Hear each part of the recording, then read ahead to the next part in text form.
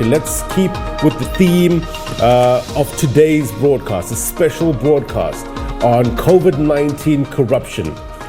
We're throwing the spotlight on it. It's a topical issue with regards to allegations of PPE tender fraud, etc., etc. We had a number of discussions over the morning. Let's bring in now the civil society organizations. They're calling for action against COVID-19 corruption. The organizations say personal protective equipment tender corruption can't be tolerated.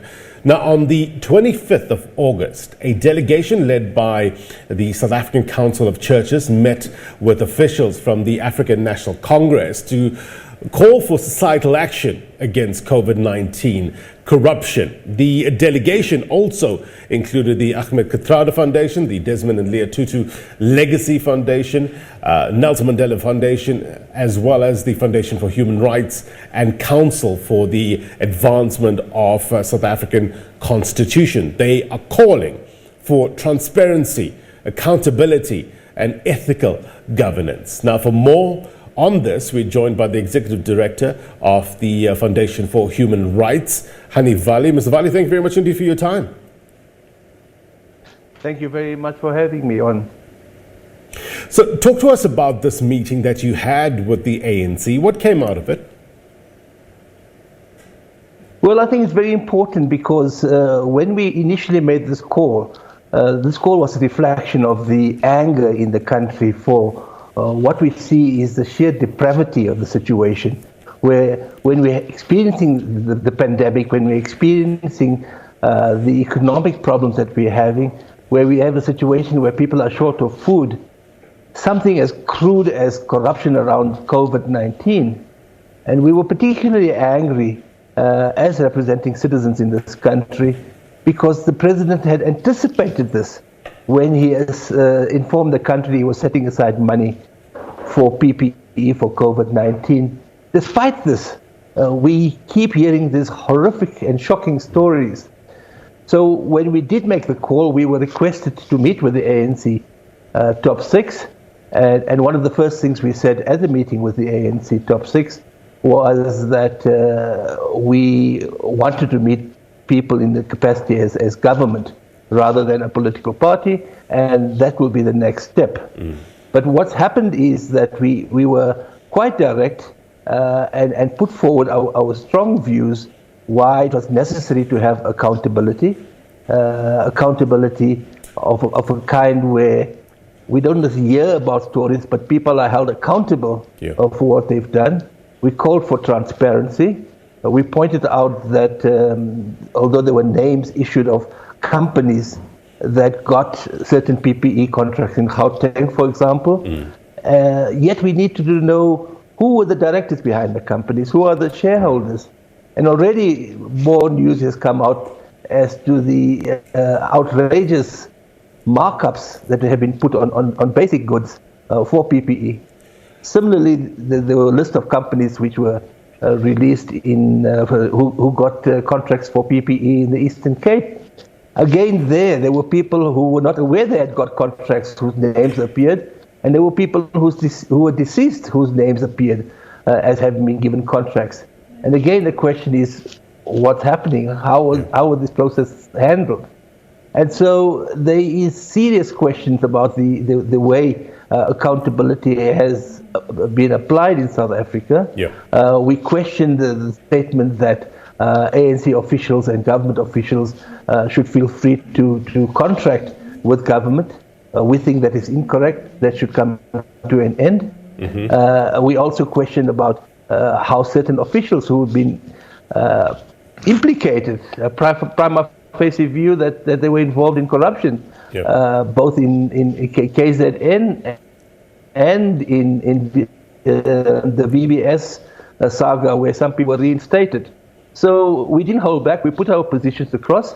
And where we're going to go to now is to have a further follow-up meeting with government, where we're going to make certain recommendations as to what can be put into place to address corruption. So that's the next step. That's the next step, Mr. Vally. But just staying with regard to this meeting, you say you were direct. Talk to us about the tone and tenor of the meeting, and what sort of answers did you get with regards to the questions that you posed? Well, very much along the lines of what we've been reading about in the press. I think the president has made his point of view very clear. And the letter he had sent out to the various ANC branches, asking for exposure of the corruption that has been taking place, or people are aware of. They also had, whilst a general commitment to fight corruption, there were some people hiding behind process. The whole issue of until someone is found guilty or is charged before anything can be done. So it was congenial, but there were no breakthroughs as such. We were happy with what the president had said, but we expected a follow through, and we also expect civil society, both as a collective but also the individual organizations that constituted this delegation, to still have their own programs. Have you as an organization received any formal complaints with regards to allegations of COVID-19 corruption? Well, there have been allegations that have been made to us. We're not an organization which invades issues. We work on a different level. And so we have passed on these allegations, primarily to the Human Rights Commission. Which provinces are you getting these allegations from, or these complaints from, mainly? The problems are across the country. Right. We say this because we did a survey of 124 community advice officers located across all the 9 provinces as to what issues affected them during COVID-19. And, the lack of local government presence, the lack of PPE on a local level, the lack of access to food, the lack of access to social security, all issues which are in the ambit of the role that government has to play. So this, combined with the clear and horrific allegations about the profiteering and the corruption around PPE is what we pulled together. So I guess, here's the big question, Mr. Vally. What's the way forward? The obvious answer is to root out corruption, but some would say that's easier said than done. But what can we do now to change perceptions in the short term, whilst giving South Africans and I guess the world at large an indication that corruption and impunity will be a thing of the past? I think it's not so much changing perceptions. It's addressing the concern. And you rightly say, what can we do? Well, what we can't do as civil society is to sit back and say, no, this is acceptable. We don't want to be known as a corrupt people in a corrupt country, which allows corruptors to run rampant, take over our society. This is not what struggle was for. This is not the kind of society we want.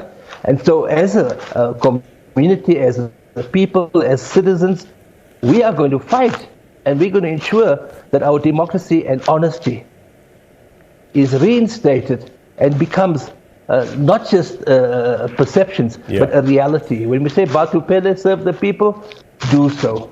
That's why you're elected. That's why you're put in positions of power, and you will be held accountable, not every 4 years, but constantly. You no doubt have tested the temperature of views on the ground. You reckon people are up for the fight in terms of against corruption?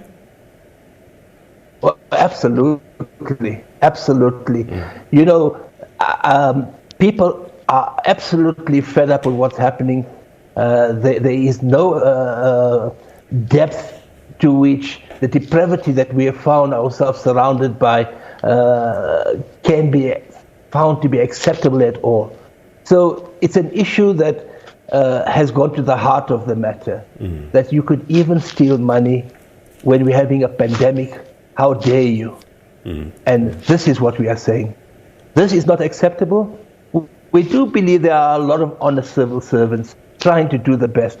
What is frightening is those who are doing the good work and trying to fight to maintain this kind of society that we want, themselves are coming under pressure by corruptors.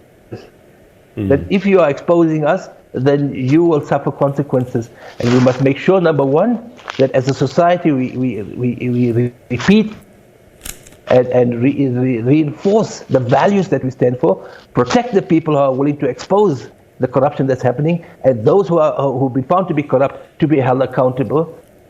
It doesn't have to wait for criminal cases. We can have an independent body as a commission of inquiry, not a commission of inquiry, dangerous word, but an independent body which will move swiftly and maybe act on a balance of probability rather than waiting for beyond reasonable doubt, as well as having civil society members who are willing to take evidence and hear complaints from whistleblowers in a way that will still protect them. Prosecuting corruption, transparency, and accountability, all key in changing perceptions and, as you say, getting to the root of corruption, thereby restoring people's faith in the idea of a corrupt-free society. Sir, the meeting that you're having with government, any concrete date set for that meeting? We have sent the request, and we're waiting for a response as regards who will meet and the date. So we don't have a strong date fixed yet, but we are hoping that will be within the next fortnight. All right, sir, thank you very much indeed for your time and your perspective. Executive Director of the Foundation for Human Rights, Hanif Vally. Be well, sir. Thank you.